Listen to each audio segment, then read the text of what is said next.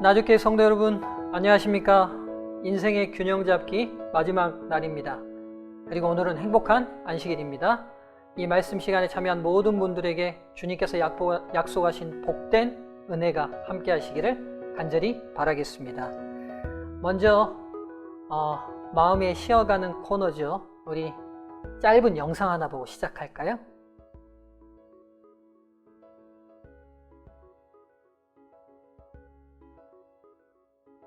네, 새끼 원숭이가 넣지 말아야 될 곳에 넣고 냄새 맡고 떨어졌던 장면인데요. 작은 선택이 엄청난 결과를 만들어 왔죠. 그렇습니다, 여러분. 오늘 이 시간 우리가 함께 나누는 말씀, 그리고 이번 주 동안 들었던 모든 말씀, 짧은 시간이었지만 그 짧은 시간이 여러분의 삶에 엄청난 변화를 만들 수 있는 힘이 있음을 믿으시고 오늘 이 시간도 함께 기쁜 시간 됐으면 좋겠습니다.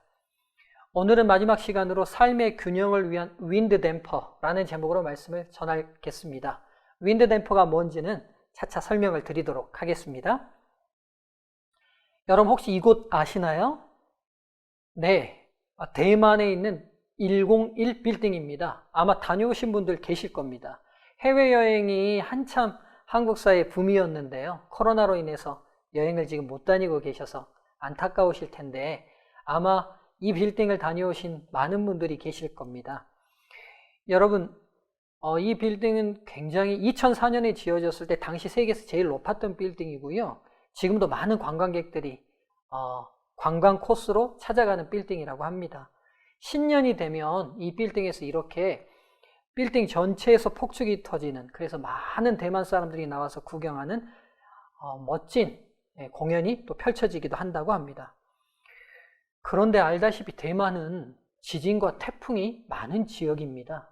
지진과 태풍이 많은 지역에서 고층 빌딩을 짓는다는 것은 굉장히 어려운 일일 거라는 거 여러분 당연하게 생각되실 겁니다. 2018년에도요, 큰 지진이 있어서 이렇게 건물이 넘어가는 사태들이 있었습니다. 대만이 불의 골이라고 말하는 지각 활동들이 왕성한 지역에 포함되어 있습니다.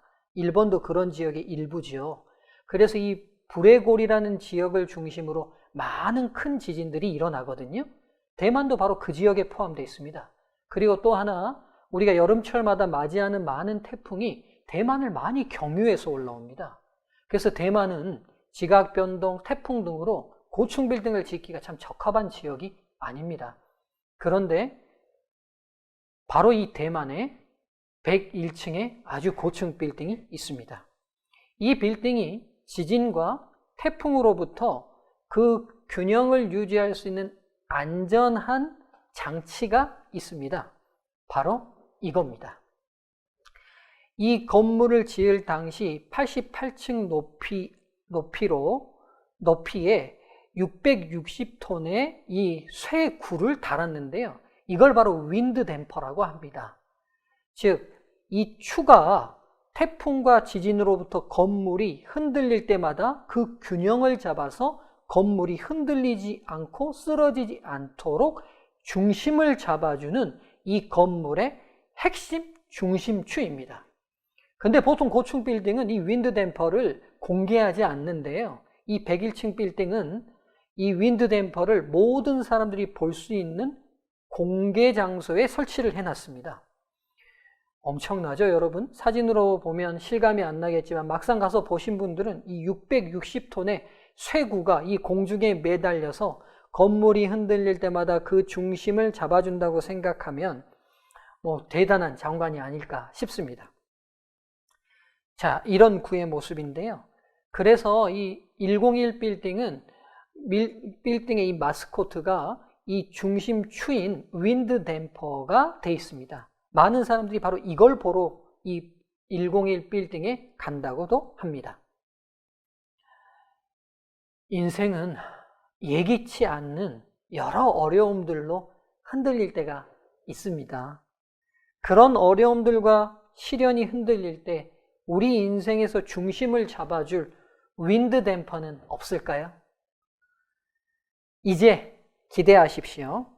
이 마지막 시간, 어떤 흔들림에도 당신의 인생의 중심을 잡아줄 윈드 댐퍼를 제가 공개하려고 합니다. 우리 인생이 무슨 일이 있어도 흔들리지 않고 우리의 삶의 중심을 잡아 그 균형을 유지할 윈드 댐퍼 공개하겠습니다. 여러분, 우리 삶의 중심을 잡아줄 중요한 윈드 댐퍼가 되는 일들을 가르쳐줄 한 중요한 실험이 인류의 역사상 진행됐습니다. 회복 탄력성이라는 책에 보면요, 이 실험을 소개하고 있습니다.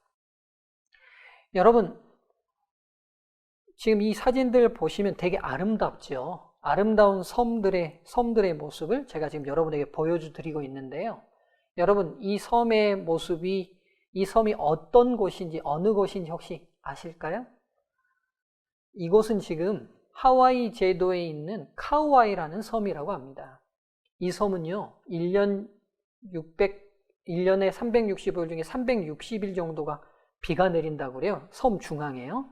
그래서 이 바위의 약한 부분을 다 쓸어내면서 이 섬에 아주 기암들이 많이 형성되어 있는 아름다운 섬이라고 합니다.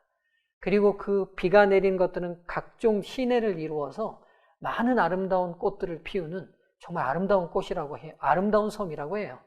그래서 많은 미국인들이 선호하는 신혼여행지라고도 한답니다. 근데 1950년도 이 카우아이의 섬은 지금처럼 이렇게 아름다운 모습과는 완전히 동떨어진 세상의 불행을 다 모아놓은 것과 같은 섬이었다고 합니다. 지독한 가난과 질병이 이 섬에 만연했고요. 범죄자, 알코올 중독자, 정신질환자가 아주 많았고요. 학교 교육이 부실해서 청소년 비행이 아주 심각한 곳이었다고 합니다. 그래서 이 섬은 열악한 가정 환경, 부정적인 사회 경제적 조건 때문에 이 섬에서 태어난다는 것은 마치 불행을 예약해 놓은 것과 같은, 세상의 모든 불행을 다 모아 놓은 것과 같은 섬이 바로 이 카우아이 섬이었다고 합니다. 이 카우아이 섬에 대한 관심을 미국 본토의 여러 학자들이 갖게 되고, 세상의 불행을 모두 모아놓은 것 같은 이 섬을 연구해야겠다는 학자들의 연구 모임이 만들어지고, 인류 역사에서 다시는 2번 일어날 수 없는 카우아이 섬 종단 연구라는 연구가 진행됩니다. 연구자들, 소아과 의사들, 정신과 의사, 사회복지사, 심리학자들이 1군의 학자들을 이루었고요. 연구 대상은 1955년에 이 섬에서 태어난 모든 신생아 833명에 대한 연구를 시작하는 겁니다. 연구의 목적은 인간의 어머니 뱃속에서부터 겪는 여러 가지 건강상의 문제나 사건, 사고, 가정환경, 사회경제적 환경이 어른이 되기까지 어떤 영향을 얼마만큼이나 미치는가를 체계적이고도 전체적으로 조사하고 싶은 거였습니다. 연구 방향은 이런 거예요. 어떠한 요인들이 한 인간을 사회적 부적응자로 만들며 그들의 삶을 불행으로 이끄는가 하는 문제에만 관심을 쏟았습니다. 즉 무슨 말이냐? 한 아이가 태어날 때에 이 아이의 가정적 배경, 사회적 환경이 열악하다면 그 아이는 그 삶의 환경의 영향으로 인하여 사회 부적응 아이가 될 가능성이 높죠.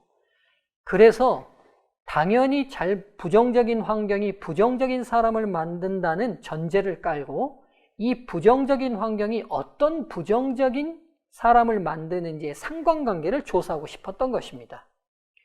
그리고요, 한 명도 예외 없이 833명 전원의 신생아들을 다 연구 대상으로 삼았어요. 민주국가에서는 더 이상 2번 다시 일어날 수 없는 연구가 시작된 겁니다.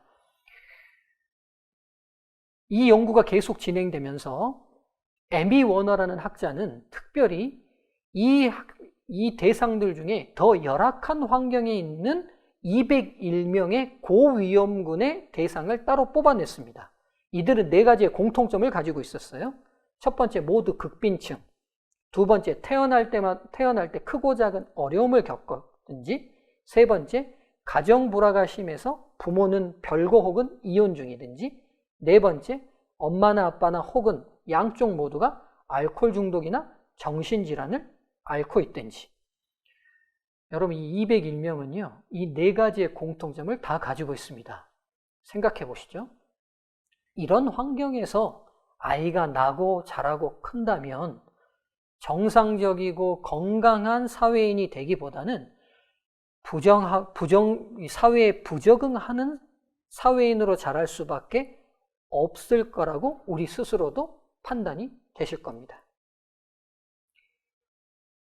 이 201명 중에 그런데요, 특별한 아이가 한 명 발견됩니다. 마이클이라는 가명으로 이 아이를 설명하겠습니다. 16살의 일본계 소녀와 19세의 필리핀계 소년 사이에서 2kg 미숙아로 태어났습니다. 아버지 없이 2년을 살았고요. 10살 때 부모님들은 이혼을 하게 됩니다. 자신과 동생 3명을 두고 엄마는 미국 본토로 떠나버리셨어요. 생활력이 없는 아버지는 동생들과 자기를 데리고 할아버지 집에 얹혀 살게 됩니다.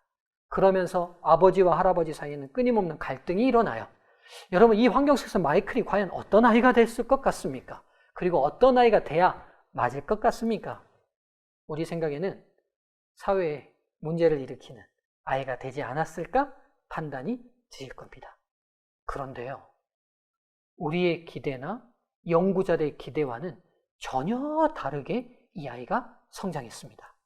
16살 때의 마이클은 성적은 초등학교 이래 늘 상위권이었고요. SAT 전국 미국 상위 10%에 들었고 전교 속차는 늘 10위 안에 들었어요. 그리고 동아리 대표를 했고 학생회장 선출이 됐으며 미국 유명 대학에 장학금을 받고 이미 합격을 해놓은 상태입니다. 교사가 되겠다는 구체적인 진로 계획이 있었고 성격도 테스트를 해보니까요, 긍정적이고 자율적이고 도덕적이에요. 즉 18세의 마이클만을 본다면 그는 아주 건강한 가정 속에서 사랑 많이 받고 큰 아이처럼 보일 수밖에 없는 마이클이 돼 있었습니다. 그러나 그는 아주 위험한 부적응한 사람이 될 수밖에 없는 환경에서 큰 아이였어요. 에미 워너는 여기서 충격을 받게 됩니다. 그들이 생각했던 교육과는 전혀 다른 특별한 아이가 태어났기 때문이죠.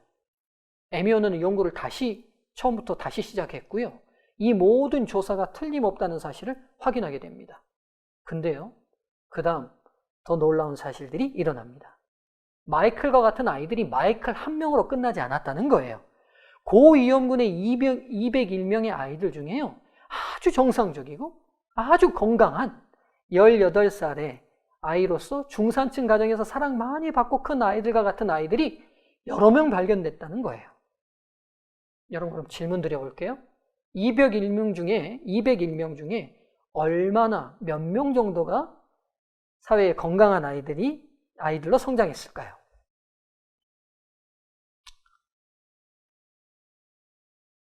네, 얘기들 하고 계시죠? 조사 결과는 이렇습니다.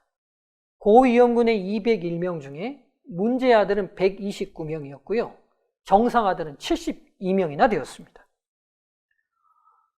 그동안 학자들은 부정적인 가정 환경, 부정적인 사회 환경에서 크면 당연히 부정적인 사회에 부적응하는 아이가 될 거라고 전제를 깔고 연구를 시작했어요. 그러나 이 연구와는 전혀 다른 결과들을 접하게 됩니다. 에미 워너는 그동안의 연구의 방향을 다시 완전히 틀어버리게 됩니다. 사람이 비록 사회적으로 부적응하는, 사회적으로 열악한 환경에서 자라고 성장한다 할지라도 그 환경을 극복하고 이겨낼 수 있는 내면의 힘이 있다는 걸 발견합니다. 그리고 그 힘의 이름을 이렇게 명명합니다. 회복 탄력성. 축구공을 생각하시면 돼요. 축구공 안에 공기가 빵빵하게 들어있으면 외부에서 아무리 차도 그 모양이 흐트러지지 않는 자신의 모양을 유지하죠. 동일하다는 거죠. 사람도 외부적으로 여러 열악한 조건으로 그 상대에게 힘들고 어려운 시련과 고난이 온다 할지라도 내면에 회복 탄력성이 건강하게 들어있으면 어떤 외부에도 영향받지 않는 균형적인 삶을 산다는 것이죠. 에미 워너는 여기서 이 72명의 아이들에게는 129명에게 없는 이 회복 탄력성이 어떻게 있는지를 찾고 싶었습니다. 그래서 이 72명 아이들의 공통점이 무엇인지를 찾기 시작합니다. 그 공통점이야말로 이 72명 아이들이 시련과 어려움과 자신이 타고난 악조건을 극복해내는 회복 탄력성이 됐을 거라는 믿음을 갖기 때문입니다. 여러분, 과연 이 72명의 아이들은 어떤 실패나 역경을 겪은 뒤 다시 회복하는 힘, 즉 회복 탄력성을 어떻게 가질 수 있었을까요? 이 72명의 아이들에게는 어떤 공통점이 있을까요? 생각해 보시죠. 공개하겠습니다. 이 72명의 아이들의 특별한 힘은 바로 아이의 입장에서 무조건적으로 이해해주고 받아주는 어른이 한 명 이상 있었다는 겁니다. 즉, 엄마 아빠가 그 역할을 잘 못해줬을지라도 이 아이에게 있는 모습 그대로 그 아이를 그대로 수용해주는 어른이 그 곁에 있어서 그의 아이에게 충분한 삶의 지지대가 되어 주었다는 것입니다. 그가 때로 실수하고 때로 잘못하고 때로 낙심한다 할지라도 있는 모습 그대로 그 아이를 포용해주는 그 어른 한 명이 때론 선생님이기도 때론 할아버지이기도 때론 할머니이기도 때론 고모, 이모이기도 했지만 그 어른이 한 명 이상 있었던 모든 애들에게는 회복, 탄력성의 힘이 있더라는 것을 발견했습니다. 즉 30년 넘게 진행된 이 거대한 연구의 결론은 우리가 너무나 평범하게 그러나 무관심하게 잊고 있었던 한 사실을 다시 저희에게 분명히 상기시킵니다.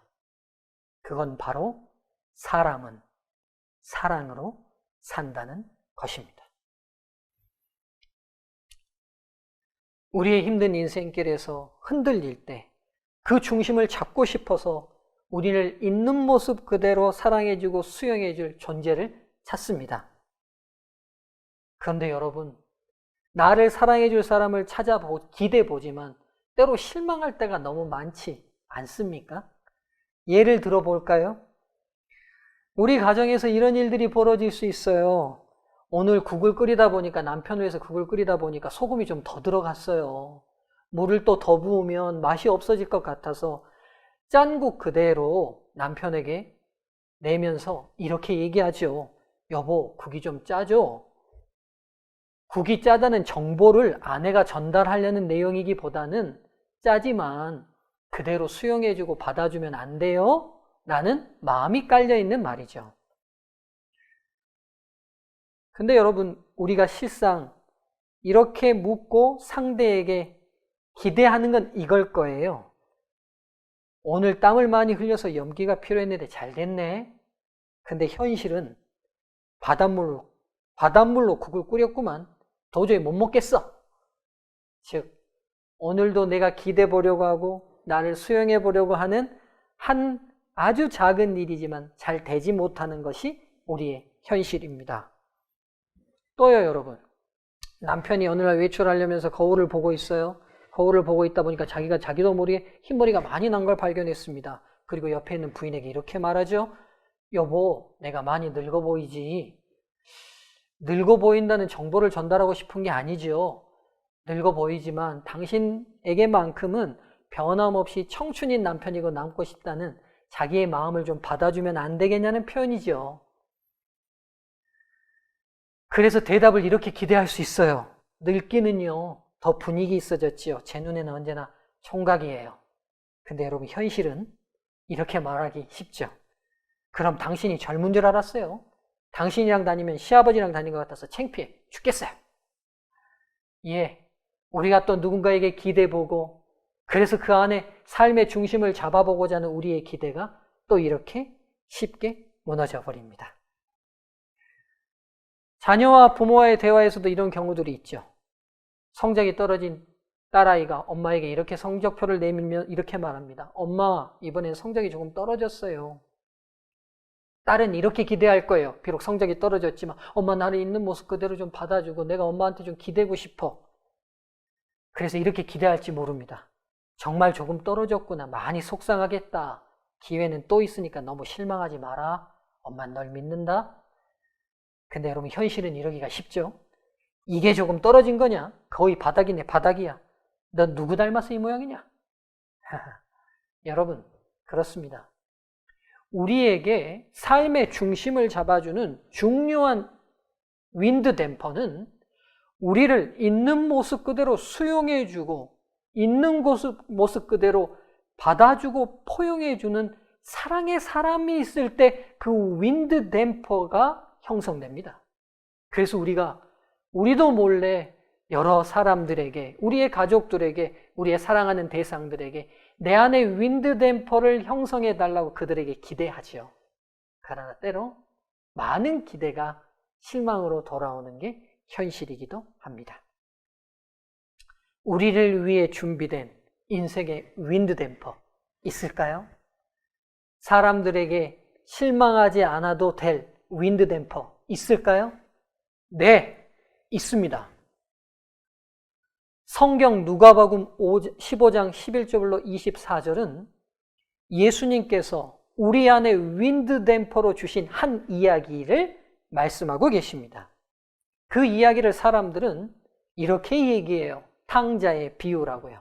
저는 이 이야기를 탕자의 귀환이라고 제목을 붙이고 싶습니다. 방탕하여 살았던 아들이 돌아온 이야기. 그 이야기는 이렇게 시작합니다. 인자하고 사랑이 많은 부자 아버지가 계셨어요.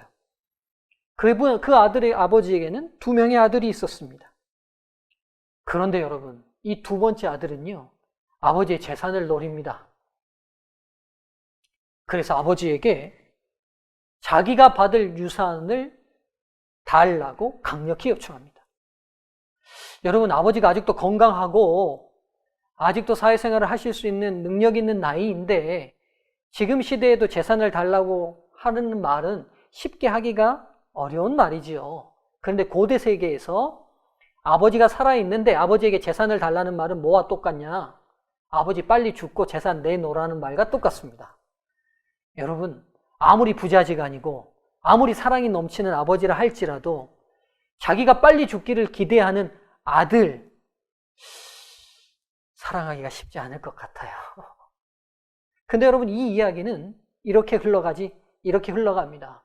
아버지가요, 그 아들의 요구를 받아줍니다. 아버지 빨리 죽고 내 목 재산 내놓으세요. 이렇게 말하는 아들에게 아버지는 그래, 네가 원하는 재산 내가 주마하고 그 아버지의 재산의 일부를 아들의 몫으로 줄 몫을 미리 주게 됩니다. 그렇게 돈을 가지고 이 아들은 그 사랑 많은 아버지 곁을 떠나 멀리 타국으로 갑니다. 그리고는요, 받은 수없이 많은 재산으로 허랑방탕하게 사용하기 시작합니다. 술과 여러 친구들로 낭비하기 시작합니다. 여러분, 아무리 많은 돈도 사치 앞에서는 배견하지 못하죠. 그가 어느 날 돌아보니 그 많은 재산들은 다 탕진됐고 먹을 것 없는 신세가 돼버렸습니다. 그에게 많은 신세 졌던 친구들도 그에게 돈이 떨어지자 다 그를 떠나버렸습니다. 어쩔 수 없이 먹고 살기 위해 얻은 직업이라는 게 돼지막에서 돼지를 치는 일이었습니다. 인건비도 받지 못했어요. 단순히 돼지가 먹는 음식을 먹는 것으로 그의 인건비를 대신할 만큼 비참한 삶을 살고 있습니다. 어느 순간 정신이 번쩍 들었어요. 내가 지금 뭐 하고 있지? 내가 왜 이렇게 살고 있지? 내 인생 왜 이렇게 다 무너져 버렸지? 어떻게 다시 세워야 하지? 어디서부터 시작해야 하지? 여러분, 이렇게 무너져버린 인생 어디서 다시 시작해야 됩니까? 이렇게 망가져버린 인생 어떻게 다시 세울 수 있습니까? 근데 그에게는 아직 세울 수 있는 특별한 기회가 아직 남아 있었습니다. 바로 그에게 아버지가 계신다는 것입니다. 그는 어느 날 돼지 밥을 주다가 고향 쪽 하늘을 쳐다보게 됩니다. 그리고 생각합니다. 아버지 빨리 죽어라고 말한 자식인 자기에게도 아무 말 없이 재산을 내어주셨던 그 아버지, 그리고 자신 집에 있었던 수많은 종들을 종으로 대하지 않고 사람으로 대하며 사랑과 자애로 넘쳐났던 그 아버지, 그리고 실수와 잘못했던 그 종들을 아버지가 어떻게 취급하셨는지 생각해 보게 됩니다. 가혹하게 굴지 않으시고 그들에게 다시 기회를 주시고 다시 수용하시고 다시 포용하셨던 그 아버지, 그래서 마음 나빴던 그 모든 종들도 아버지 사랑 앞에 변화됐던 그때의 모습, 그 시절을 회상해 봅니다. 그렇구나. 종들도 그렇게 대하셨던 아버지라면 다시 나를 받아주실 수 있으실 거다. 그 아버지라면 다시 나를 품어 안아 주실 거다. 그 믿음과 그 신뢰가 그의 안에 살아납니다. 그리고는 결정합니다. 아버지께로 돌아가자. 아버지께로 돌아가자. 아버지께로 돌아가자. 그가 이런 결심을 하고 있는 동안 한편 아버지는 동구 밖에서 언제나 아들이 떠났던 그 제너머를 바라보며 언제든지 돌아오면 그 아들을 다시 안아줄 마음으로 그 아들을 기다리고 있었습니다. 어느 날 변함없이 망대 위에서 아들 돌아오기를 바라보고 있던 그 아버지 눈에 제너머 한 그림자가 보이기 시작했습니다. 두 사람의 거리는 너무 멀어서 오는 사람이 누구인지도 알아볼 수 없는 거리였습니다.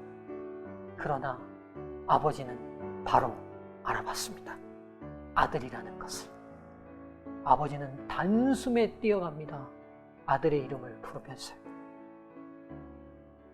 그 제너머에서 만난 아들의 모습은 떠날 때의 모습과는 완전히 다른 모습이었습니다. 그의 온몸은 돼지 똥으로 더럽혀져 있었고 그의 입에서는 돼지 먹은 음식을 먹었기에 악취가 나고 있었습니다.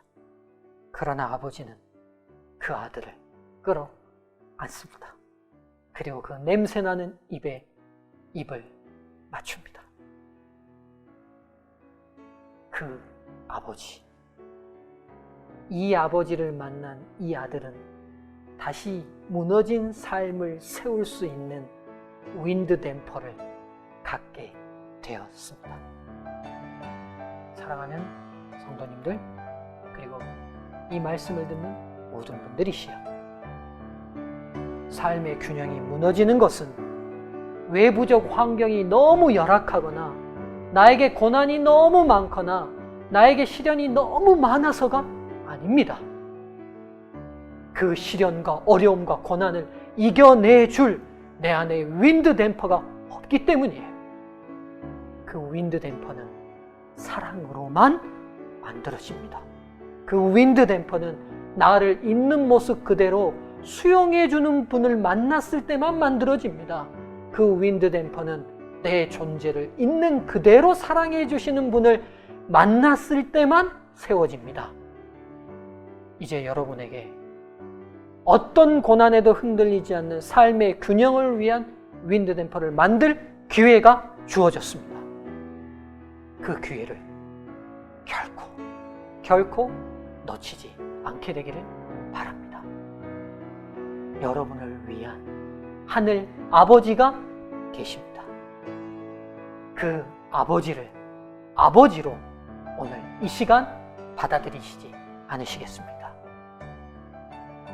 모든 분들에게 하늘 아버지가 나의 아버지 되는 귀한 축복이 임하기를 간절히 바라며 말씀을 마치겠습니다. 감사합니다.